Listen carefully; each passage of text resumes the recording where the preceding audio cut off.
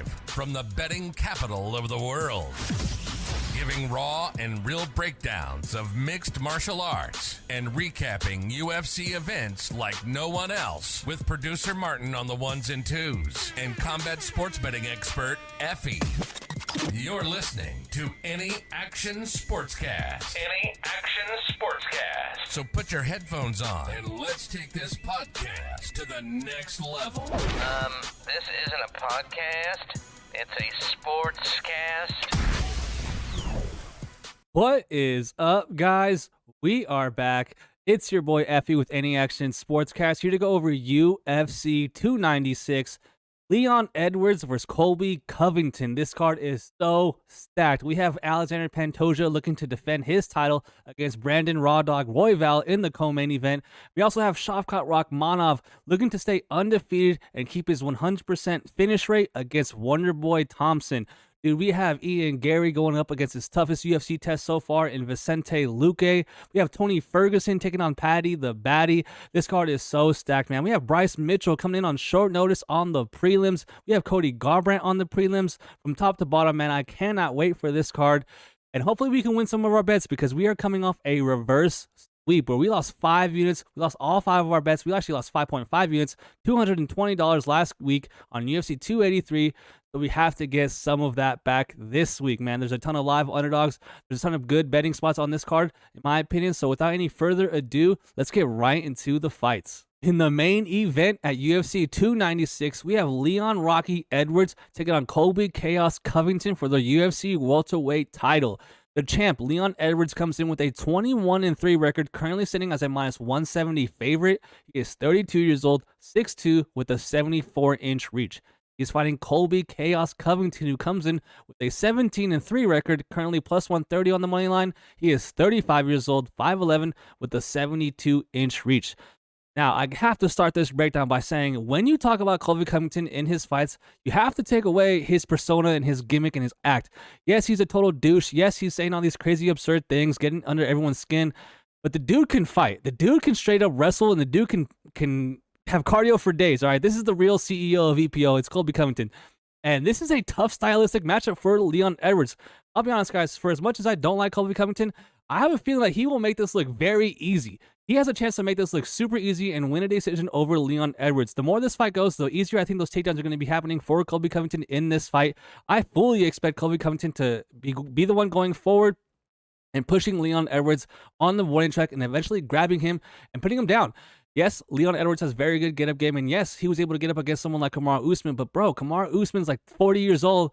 Not really, but he's like 35, but he has no knees. The offensive grappling from Kamaru Usman is not comparable, in my opinion, to the offensive grappling from Colby Covington.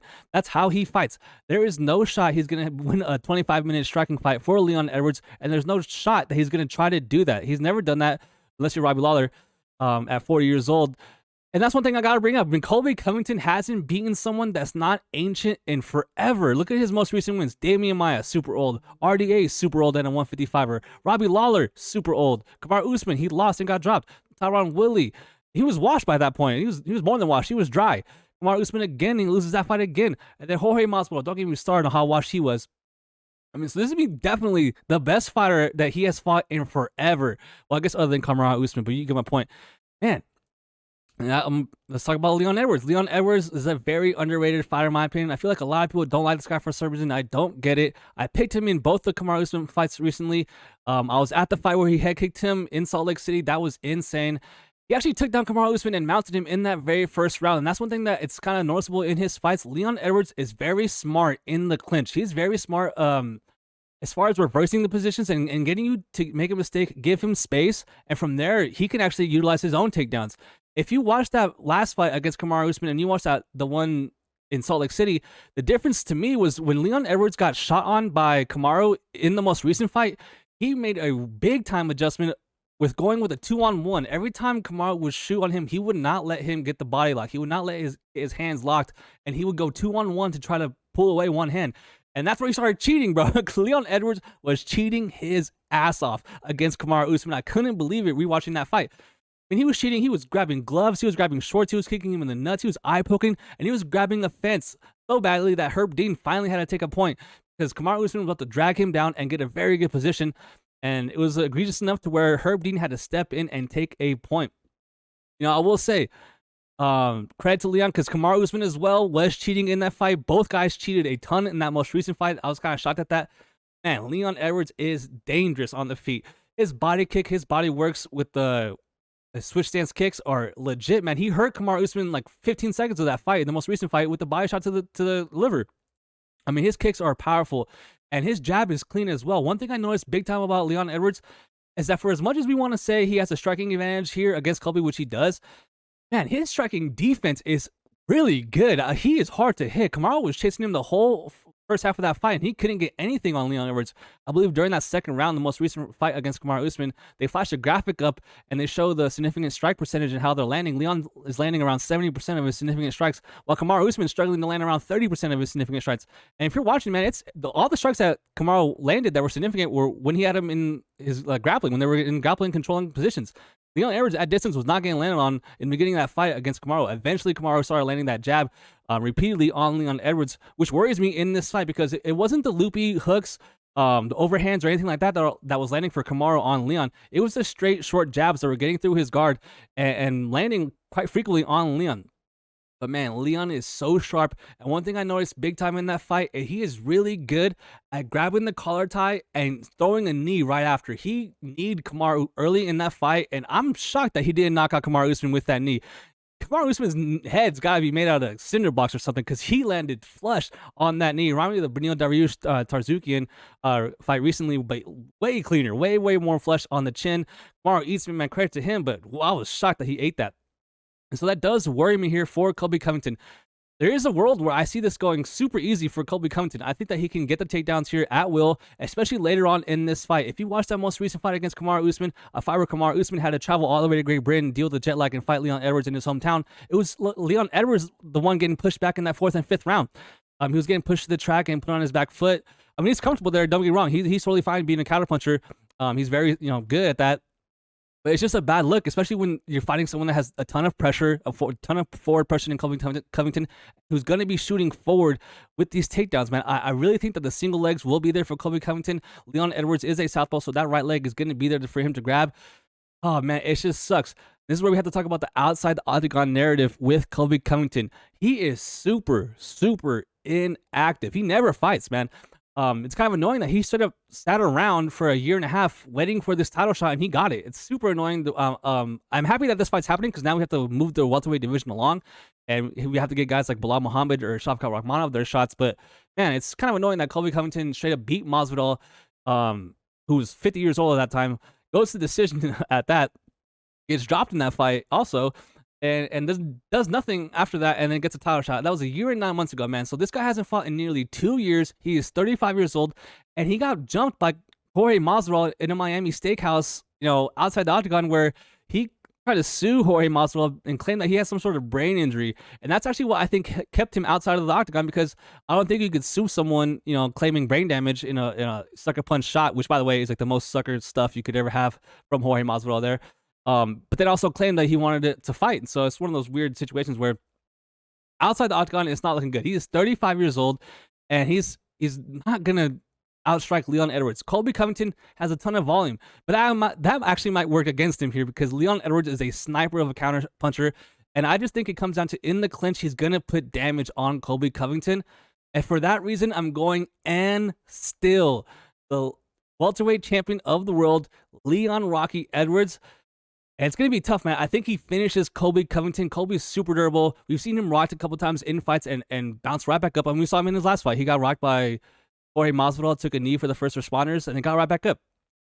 But, man, Leon Edwards just has to keep this guy off him. He's very good at down blocking, and he's just more in his prime, man. 32 years old, younger guy, more active guy, and he's dealt with wrestlers before. So give me Leon Edwards to win and eventually finish Colby Covington in that 3rd round. And I'm going to say it comes from my strike in the clinch. Let me know what you guys think about this fight, because I can definitely see the case for Colby Covington. I could definitely see the case for a Colby Covington via decision bet.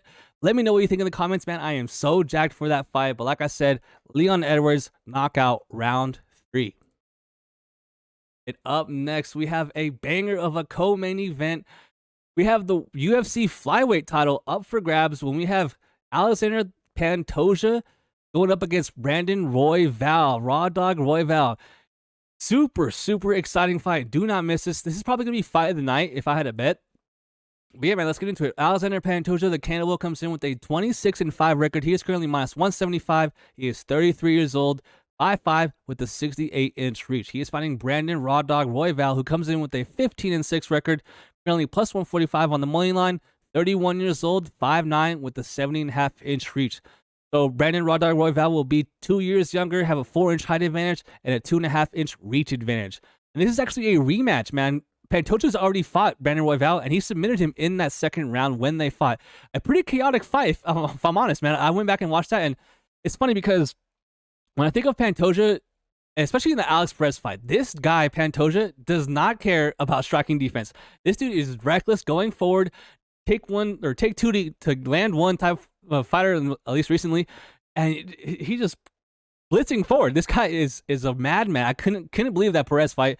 And then he had a really good fight against Brandon Moreno, where again, it was another flat-out war, and he won that as well, man. I've always thought Pantoja is kind of the dark horse of the division, uncrowned champ type fighter, and I'm happy he's finally, champion. I'm finally he got his chance and finally took advantage. So I'm happy that he's champion. I do think that he is the best flyweight in the UFC, and what's going good for him is for as reckless as I think he is.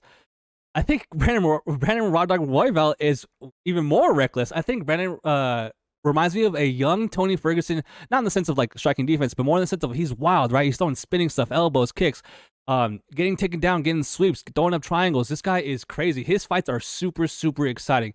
And that's what leads me to my prediction for this fight. For one, there's no shot this goes to the distance. If this goes to the distance, I will be stunned.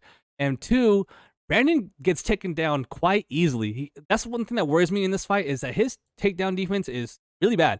It's just that he's so long and so dangerous off his back. He kind of invites that realm, and he's not, worried about losing minutes or anything like that because he can get some sweeps, he can get submissions off his back, and he can really have some really nice scrambles when he's on bottom. But on the feet, he also has bad striking defense, man. He is getting landed on at will.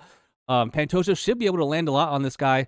And if you watch that rematch, I know it was a long time ago, but man, Brandon Royval was having his moments in that fight. I didn't have action on that fight. I didn't bet that fight, but man, that was a close fight up until it wasn't when Pantoja finally submitted him. But bro, this is going to be a war. I know Royval is a younger guy here, but by 2 years, one thing that worries me is Pantoja, after he got the title against Moreno, he got on the mic and got super emotional. He's talking about some family stuff. And so I kind of wonder, like, he reached the peak, right? He reached the mountain. Like, how do you get motivated again? Because someone like Brandon Royval has been in the mud. He's been in, the dirt. He lost his first, I think, 2 out of his first 3 UFC fights to future champions at that, again, Brandon Moreno and Pantoja. And then he's worked all his way back, man. This guy is finishing people left and right. And that Dvorak win, or sorry, the Nicolau win, he looked good, man. He is super long and super dangerous in the clinch as well. And it's going to be an exciting fight. But ultimately, I think that Brandon gets taken down way too easily. And on the feet, he has just worse striking defense than Pantoja, a fight where both guys have bad striking defense, which, like I said, leads me to believe that this fight definitely doesn't go the distance. Someone's getting finished in this fight, and I think it's going to be Brandon Royval. Give me Alexandre Pantoja, round 2 submission again. And I know, usually rematches never go the exact same way, but I actually think that this might go the same way or even worse for Brandon Royval. So give me Alexandre Pantoja, man, to stay the champion of the UFC flyweight division and still be a second round submission. Let me know what you think in the comments. Are you giving Raw Dog a chance here? And yeah, man, good luck to the young mini Tony Ferguson. And up next, we have one of my favorite fighters in the entire roster. We have Shavkat Nomad Rakhmonov taking on Steven Wonderboy Thompson. Shavkat Rakhmonov comes in perfect, undefeated, 17-0, currently sitting as a minus 550 favorite. He is 29 years old, 6'1", with a 77-inch reach. He's fighting a Wonder Boy who comes in with a 17-6-1 record, currently plus 400, who is 40 years old, 6 foot tall, with a 75-inch reach. Shavkat Rakhmonov going to be 11 years younger, a 1-inch height advantage, and a 2-inch reach advantage. But the big thing is, he can actually wrestle. So Wonderboy Thompson, I mean, at this point, we all know, we've seen him fight a million times. He's a UFC legend, one of the best strikers we've ever seen in the UFC. Just a phenomenal kickboxer, man. This guy is very slick on the feet, super sharp, super quick. And the blueprint is out on how to beat this guy. You gotta grab him. You gotta grab this guy. You gotta put him down or put him along the cage and work him from there. So we saw what Gilbert Burns did to him. We saw what Bilal Muhammad did to him, and we saw what Kevin Holland did to him in one of the worst fight IQ examples that I've ever seen. Kevin Holland takes down Stephen Wonderboy Thompson, and I don't know if they had like a backroom agreement or something, the handshake where they're like, we're not gonna wrestle. He just lets him up. He just lets up Wonderboy Thompson in a fight that Kevin Holland goes on to lose. So I'm pretty sure he definitely regretted that. The thing is, Shavkat is not going to do that, dude. Shavkat, if he decides to go 15 minutes on the feet here, it's going to be a close fight, and he could definitely lose to someone like Wonderboy with the striking pedigree of Wonderboy. But it's just the fact that once Shavkat gets the clinch or just grabs Wonderboy in this fight, oh, man, I think it's going to be, over pretty quickly. Wonderboy has been proven to be a pretty durable guy in his career. Super hard to finish. I believe he's only been finished one time in his entire pro career. But, man, he can't wrestle. He cannot grapple on the same level as Shavkat Rakhmonov. Shavkat Rakhmonov, 17 wins, man. Was it 9 knockouts, 8 submissions? Or maybe 9 submissions, 8 knockouts. It's one of those two. This dude's a straight savage. This guy wears a dead animal on his head. I don't know what else to say. This guy is going to kill Wonderboy Thompson. He's going to take him down and maul him. I don't know what else to say. I will say the takedowns from Shavkat don't come from like open mat, single leg shots, double leg, blast doubles, run the pipe, or anything like that. He likes to get trips inside the clinch, and that's nothing. I'm telling you, once Shavkat gets the clinch, once he gets Wonderboy along the cage, from there, that's where I think it's going to be really bad for Wonderboy. I think from there he's going to get a trip, get into side control, and just pound this guy out. I think Stephen Wonderboy Thompson at one point in the fight will turtle to get up his back, and Shavkat's going to sink his hooks in, flatten him out, and finish the fight from back mount. So give me Shavkat Rakhmonov, ground and pound finish, round 2. You're going to bet that fight, dude?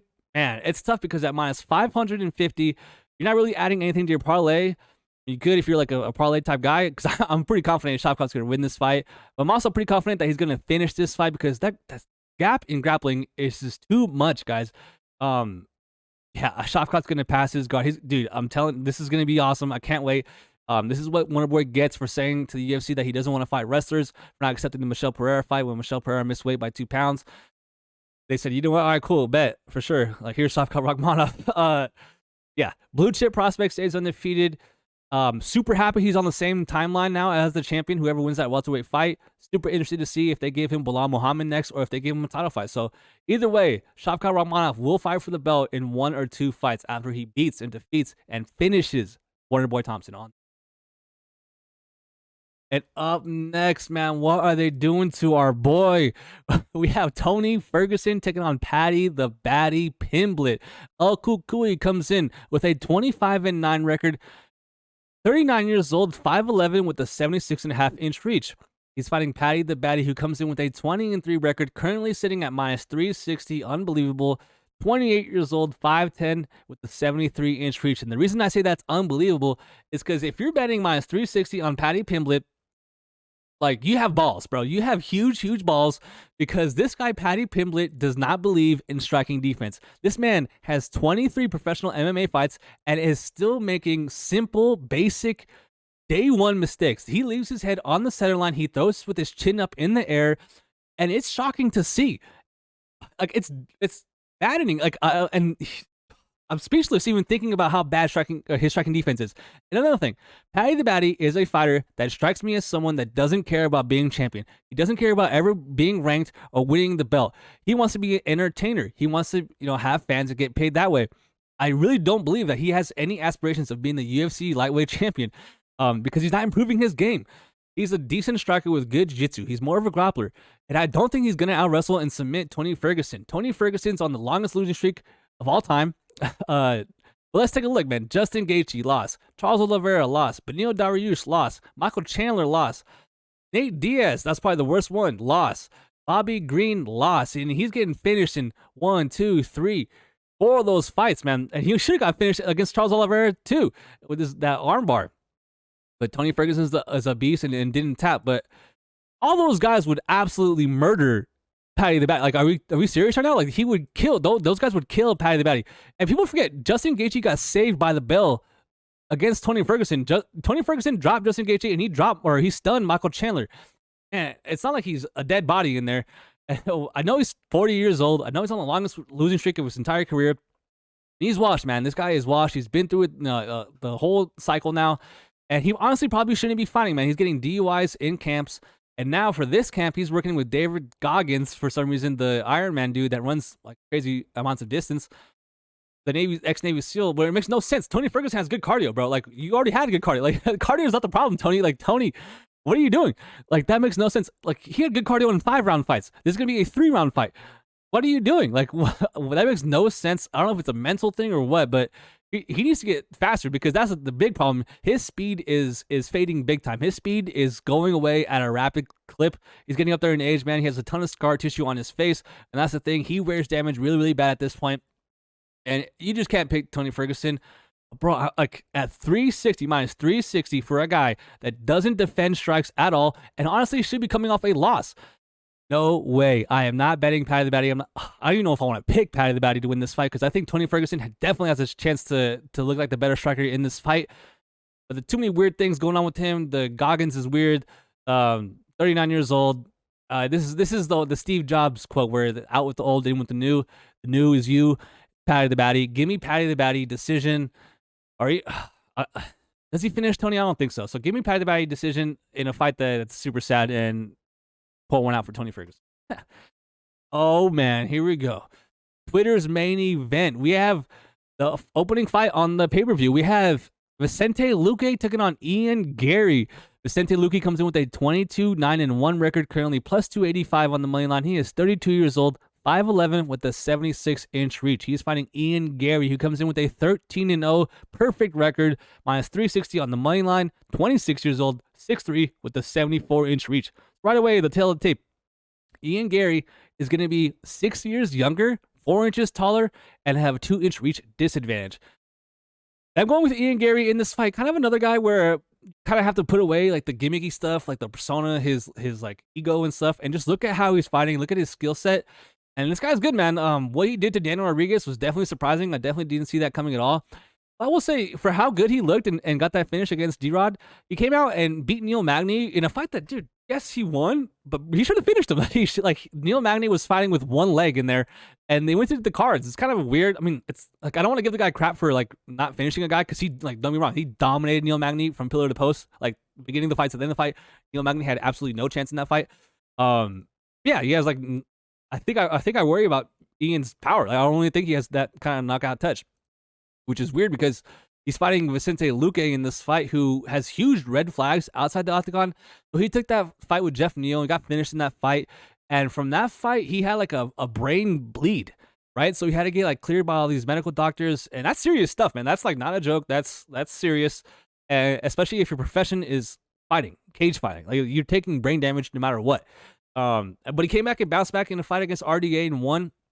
He looked good doing it. We picked him in that fight. We bailed him in that fight, and he cashed for us. RDA needs to retire.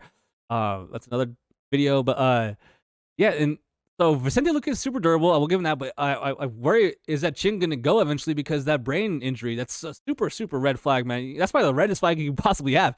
But there's red flags for Ian Garry as well. He can get caught. His striking defense isn't the best. We almost saw him get knocked out by Kenan Song. With that left hook, it almost ruined everyone's parlay. And that might happen in this one too, because this, without a doubt, in my opinion, is the best fighter Ian Garry has ever fought. Vicente Luque is the best fighter he has ever fought. Vicente Luque is super well-rounded, good jiu-jitsu, good wrestling, offensive and defensively, but very good striking. Very good kicks to the body and good combinations, man. Vicente Luque is going to be going forward, has good forward pressure. And Ian Garry, to me, is someone that can snipe him on the back foot and be the one pressuring forward. So on the feet, I think Ian Garry is going to be the one winning exchanges here. And I also think that Ian Garry should be able to take down Vicente Luque in the clinch, like tips that he has. But this is going to be a tough fight. I'm kind of shocked that everyone is thinking that Ian Garry is going to crush Vicente Luque in this fight. I mean, yeah, don't get me wrong. I'm picking Ian Garry to win this fight. But at minus 360, in a fight where he's fighting the best fighter he's ever fought. And then you add in the outside the octagon stuff where, I don't know if you guys are on Twitter or anything, Ian Garry and his wife are getting a ton of crap. I mean, that's some stuff that we don't need to get into, but you gotta worry about where his mental is, right? So his social media is all on private. He's turning the comments off and all this stuff, and he's definitely hearing the noise outside the octagon for sure. So I'm interested to see how his mental is. He seems like a pretty stable guy, mentally strong guy. So skill for skill, he should win this fight at minus 360. Am I going to lay that? Am I going to parlay him? No. But I think he's going to win this fight. Give me Ian Garry to win via decision. we have Josh Emmett taking on Bryce. Thug Nasty Mitchell coming in on short notice to take this fight and challenge Josh Emmett. Josh Emmett comes in with an 18-4 record, currently plus 140 on the money line. He is 38 years old, 5'6", with a 70-inch reach. He's fighting Bryce Thug Nasty Mitchell, who comes in with a 16-1 record, currently minus 175 on the money line. 29 years old, 5'10", with a 70-inch reach. Now, I'm seeing a lot of money coming in on Bryce Mitchell, so I wouldn't be surprised to see him be a minus 2-1 favorite by the time this fight actually starts. And I'm going to go with Bryce Mitchell to win this fight. One thing that Josh Emmett does have going for him is obviously his power, but I think that might be a little bit overrated. He hasn't knocked out anyone in, I think, 4 years now, and he's quite hittable. One thing that he also has going for him as well is that he is short. He is 5'6" in this fight. Bryce Mitchell is 5'10", and while most of the time that is kind of a bad thing, this actually helps him, in my opinion, defend the type of fight that Bryce Mitchell is going to bring him, and that's wrestling. Bryce Mitchell is going to shoot. He's going to be wrestling here all 15 minutes in this fight.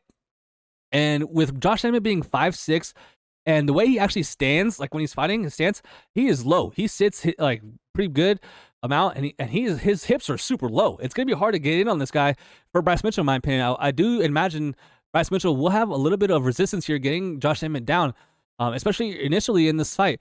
He needs to be staying safe because Dan Ige had him marked up bad. Bryce Mitchell wears damage bad. In his last fight, he got his eye shut, like closed. One of his eyes was straight up closed from Dan Ige. I thought Dan Ige had a shot to win that fight. It's kind of crazy. Bryce Mitchell got rocked in that fight and was still able to shoot a desperation takedown while he was wobbled, while he was dazed. Bryce Mitchell's wrestling is legit, man. If he was Russian, people would love this guy. I'm going with Bryce Mitchell in this fight. I think he wins a decision. Yeah, man, he has bars, dude. Check out his mixtape. This dude has bars. Give me Bryce Mitchell to win a decision in this fight. I don't think that the 38-year-old Josh Emmett will be able to knock out Bryce Mitchell. That's his one chance to win this fight. He needs to land those shots that change rounds. And I just think that Josh Emmett has taken too much damage in his career. I think that he lost to Calvin Kattar. Give me Bryce Mitchell to win that fight via decision. Up next, we have a women's bantamweight fight between Irene Aldana and Karol Rosa. Aldana comes in with a 14-7 record. She is minus 210 on the money line. She is 35 years old, 5'9", with a 68.5-inch reach. She's fighting Karol Rosa, who comes in with a 17-5 record, currently plus 175 on the money line. She is 28 years old, 5'5", with a 67.5-inch reach. Now, if Irene Aldana never fought Amanda Nunes, I would pick her pretty confidently in this fight. But her performance against Amanda Nunes was one of the worst type performances I've seen in a long time, man. I'll be honest. To the point where, hand up, we gotta be truthful on here on the show. I was watching that fight and I got bored and started watching something else. Like, I should have stopped watching tape on this fight because how bored it was. Like, how bored I got. I don't foresee myself betting this fight at minus 210. Do I want to bet on Irene Aldana? No. I do think that she has a better skill set in this fight. But man, Karol Rosa is a live underdog for sure. In just the sense that Irene Aldana can be put on her back. We saw her get that crazy upkick liver shot knockout where she definitely did it because she was going to lose that fight. If she could just keep this upright and piece apart Karol Rosa, it should be a pretty close fight. Probably going to go to the cards. Going to go with Irene Aldana to win the decision because, like I said, if I didn't see that Amanda Nunes fight, if she just didn't fight that fight, I would feel way more confident. But, man, she's getting up there in age. She is 35 years old. She'll be 7 years older in this fight. But she will be the bigger girl in this fight, the 4-inch height advantage and a 3-inch reach, an inch of reach going her way. Not one of my more confident picks. Definitely not touching this fight. Give me Irene Aldana to win via decision. You bet that fight, man. 1-800-GAMBLER. Up next, we have a banger of a bantamweight fight. We have Cody Garbrandt, no love, taking on Brian Boom Kelleher. No love comes in with a 13-5 record. Finally won the last fight against Trevin Jones. He's coming in as a minus 220 favorite. He is 32 years old, 5'8", with the 65.5-inch reach. He's fighting Brian Boom Kelleher, who comes in 24-14, plus 180, 37 years old, 5'6", with the 64-inch reach. Now, I know a lot of people out there are probably thinking Brian Kelleher is going to get absolutely worked in this fight, but I don't think so. I think that Brian Kelleher is a live underdog in this fight, just with the fact that Cody Garbrandt isn't the same fighter. I know he's only 32 years old, but man, in 5 years, he's way older than that because he's taking a ton. Like, his chin is, I'm not breaking any news here. It's questionable, man, and it's up there to get caught for sure. We saw him implement more patient game plan against Trevin Jones, where we actually took him to win via decision. It was one of our better bets in the entire year. And he won that fight, got us to win there. But before that, he lost to Kai France. Before that, he lost to Rob Fine. That Kai France fight, he took a ton of damage. He got slept bad. And that's the thing with Cody Garbrandt, man. The guy that fought TJ Dillashaw, the one that fought, Dominic Cruz, that guy's not there anymore. He's a completely different guy. I know he dealt with COVID, at some point in his most recent run, so he's not like 100%. But man, I worry for Cody Garbrandt for sure. He's fighting Brian Kelleher, who, bro, has a ton of red flags, even more so on his side. He's super inactive. He hasn't fought in a year and 5 months, and that's because he had, I believe, a neck surgery, some sort of spine and neck fusion surgery, where he's posting himself in a neck brace on Instagram. And I actually thought he got cut. I thought he got cut, and I guess obviously he's not, but like I thought he got cut. He's getting up 37 years old in the 135 division. There's no reason to keep this guy on the roster. This is a fight where the UFC definitely wants Cody to win, and this fight was actually made by the guy that won the UFC fan matchmaker contest, and this is the fight he made. Give me Cody Garbrandt to win this fight. He just got to be careful not to get clipped by Brian Kelleher. I actually expect Brian Kelleher to wrestle in this fight. I actually expect both guys to wrestle in this fight. But yeah, give me Cody Garbrandt to win via decision, and at minus 220, no shot in hell, I am betting that on Cody Garbrandt. But bro, 37 years old, coming off neck surgery, haven't fought in a year and 5 months. And even then, his skill set is pretty, overrated in my opinion. A heavy overhand and a power guillotine from Brian Kelleher. So as long as Cody Garbrandt doesn't get his neck snatched up and knocked out, I think he'll stay safe, pick apart, stay on the outside, and win the decision against Brian Kelleher. Up next, we have a women's flyweight fight between Casey O'Neill and Ariane Lipski. O'Neill comes in with a 9-1 record. She is minus 210 on the money line. She is 26 years old, 5'6", with a 69-inch reach. She's fighting Ariane Lipski, who comes in with a 16-8 record, currently plus 175 on the money line. She is 29 years old, 5'6", with a 67-inch reach. Another live underdog, in my opinion, and I am actually going with Ariane Lipski to win this fight. Now, I don't want to come off as some sort of hater on Casey O'Neill, just because she lost. Oh, she lost her perfect undefeated record her last fight. Now I'm just going to pick against her and bet against her and blah, blah, blah. No, man. There's a lot of things that I like about Ariane Lipski, and there's a lot of things I like about Casey O'Neill. And the thing I like most about Casey O'Neill is her wrestling and grappling. She's very good at top control, very good at passing your guard. And her grappling, in my opinion, is the best part of her game, which is kind of crazy to see her go and decide to have a 15-minute striking fight against Roxanne Modafferi. And that's when my alarms went off. I was like, okay, what's going on here? That fight was way too close. I mean, she did good. Don't get me wrong. She threw a ton of output. She threw a ton of strikes, a ton of volume, and she got the win. Against a pretty tough, experienced veteran in that fight. It was a split decision. I was actually thinking Roxanne was going to win that fight as it was happening. And then she, bounced back and lost against Jennifer Maia. And she's coming off a huge layoff, 8 months for her. But that's because she tore her ACL. One of her legs, she tore her ACL, so she had to rehab for a long time. And I worry about how aggressive she's going to be with her wrestling. If she goes and has a 15-minute striking fight with Ariane Lipski, I think she's going to lose. And even then, if she does try to implement a grapple-heavy game plan against Lipski, I don't know, because that leg is too much of a red flag. Her having the ACL surgery only 8 months ago and coming back already, doing a 3-month camp. She actually had a fight booked and they got canceled. So she's been pretty healthy for a while now. Man, I know she was putting in a lot of work for her physical therapy to get back in the octagon. But even then, man, I think Ariane Lipski is a pretty close fight. At minus 210, no way. I'm going with the underdog. Give me Ariane Lipski plus 175 because I think that she has the defensive grappling to keep this upright. And on the ground, if she does get taken down, I feel like she has enough game to get up, get a sweep, trying to get a reversal and scramble out and get up from Casey O'Neill. So give me Ariane Lipski to keep this fight standing, to sprawl and brawl and outpoint Casey O'Neill. It's actually going to be a good fight. I know I usually talk down on women's MMA, but this one's super interesting because I feel like both girls have pretty similar skill sets, whereas I think Casey O'Neill probably is a better fighter, but she's coming off that layoff, the outside the octagon stuff with the injury. So it makes it an interesting fight. So give me Ariane Lipski. She's super hot. The queen of violence. And I think she wins as an underdog, and I think she wins the decision. Up next, this is going to be a banger. Someone's getting slept in this fight. We have a light heavyweight fight between Atomic Alonzo Menifield and Dustin Jacoby. Menifield comes in with a 14-3-1 record. He is plus 200. He is 36 years old, 6 foot tall, with a 76-inch reach. Fighting Dustin Jacoby, who comes in with a 19-7-1 record, currently plus 245 on the money line, 35 years old, 6'3", with a 76-inch reach. So right away, Dustin Jacoby coming in at minus 245. That's about as high as I will go. Maybe 250. Because at more than that, it's not like Alonzo Menifield is just a dead duck in this fight. He definitely has a chance to win this fight as an underdog, but I think that Dustin Jacoby is the overall better mixed martial artist. And on the feet, I think that he's way more of a better striker than Alonzo Menifield. Alonzo Menifield is going to need to clinch Dustin Jacoby in this fight and put him along the cage on the warning track and grab Dustin Jacoby and put him down from there. From there, I think that Alonzo Menifield should have a lot of success if he does get on top of Jacoby on the mat. But I don't know if he's going to be able to get it there. Dustin Jacoby is a very good striker, man. I've seen him win fights with the broken foot. I've seen him, talk about how he has an iron rod in one of his arms. So when he goes to block, he doesn't feel it. He doesn't feel it, and his opponents kind of react worse than he does when he's blocking shots.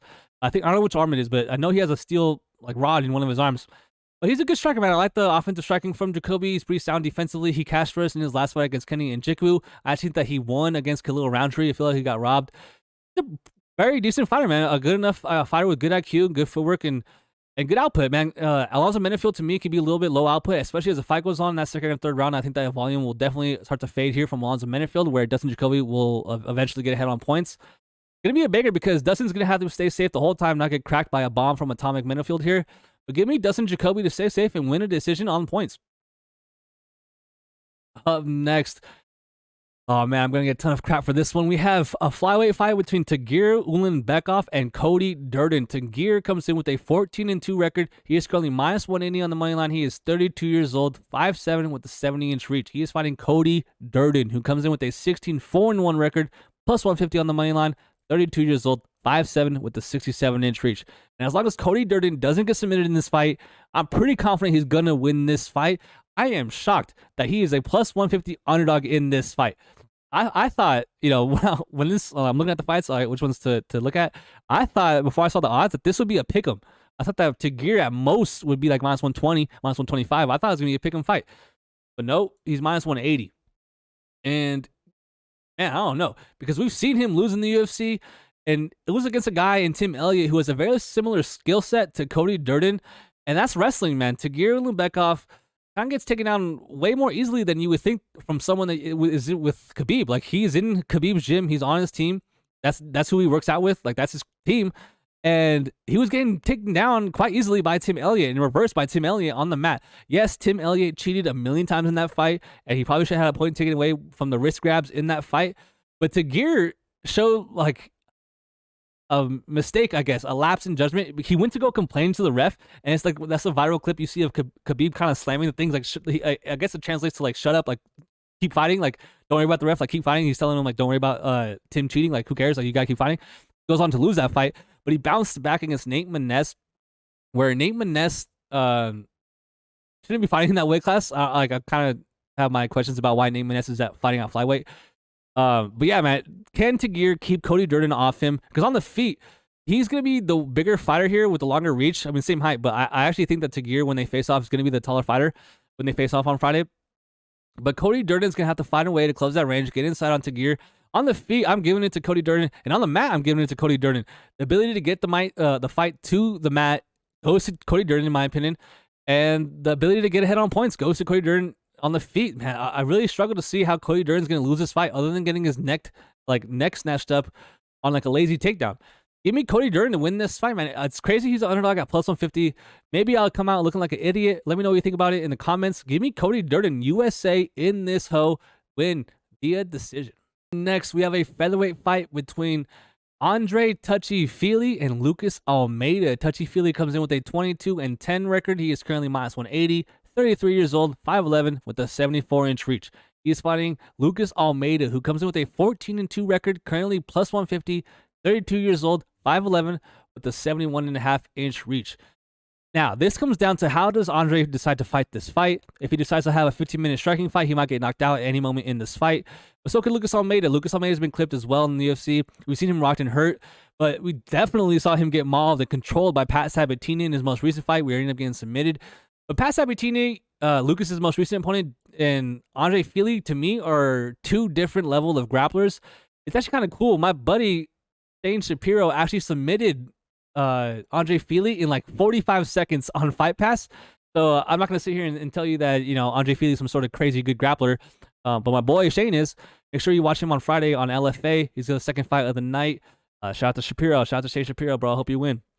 But yeah, Andre Feely should be able to get this fight down on Lucas Almeida. He had a pretty close fight against Nathaniel Wood in his last fight. But that's the thing. Andre Feely has a ton of miles on him, dude. 22-10 as a pro.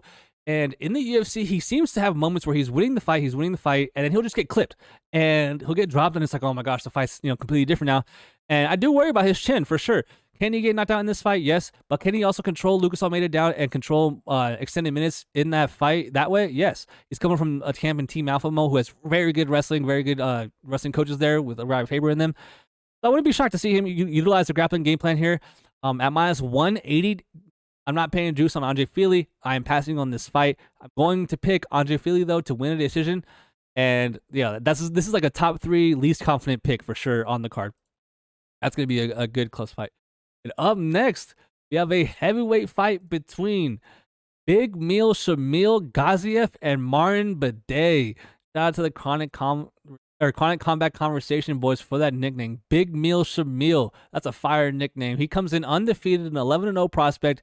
He is plus 155 on the money line. He is 33 years old, 6'4", with a 78-inch reach. He's fighting Martin Bidet, the UFC vet, who comes in with a 13-1 record, currently minus 185 on the money line. He is 32 years old, 6'4", with a 77-inch reach. Now, I'll start with Shamil, man. I am getting big-time fraud vibes from this guy. Big fraud vibes from this guy. You know, he's undefeated for sure. Like, he's looking good. I'm not sure he's Russian, or he's not Russian. He's Bahrain. He's from Bahrain. Because, you think Shamil Gaziev is he's from Eastern European. He can't wrestle. He can't really wrestle that good. I've seen him get taken down by a super small dude, and I've seen him get reversed by an even smaller guy on the regional scene. I don't know these guys' crazy names, but the tape's not good. I'm watching him fight, and I'm like, this guy's sloppy, he's slow, and he's fighting bums. On the Contender Series, he won. He dropped the guy with the very first strike he threw. He ends up finishing him later. But that fight lasted, I think, 2 minutes, right? And so he gets on the mic with Laura Sanko after, and this is super, I guess you could say irrelevant to the actual fight, but he was huffing and puffing. Adrenaline dump probably is serious in that moment. It's probably the biggest moment of his life. But, bro, he was huffing and puffing in a fight where it lasted 2 minutes. If that fight would have gone the whole first round, he's probably getting finished in that second round, which is why I'm going to pick Martin Bidet to get a finish in this fight. Martin Bidet, the way he fights, is that he is super boring. If you have trouble going to sleep, just put on one of his fights and you will fall asleep, because this guy loves to clinch and loves to grab you and press you along the clinch from there and just press you. It's kind of annoying because he doesn't really do anything. But I think once he does get Shamil in the clinch, I think he's going to be able to get him down and keep him down. I actually think that Shamil's going to gas out big time in this fight, because we saw what he did on Contender Series. And I think that Martin Bidet has a chance to get a second or third round finish in this fight.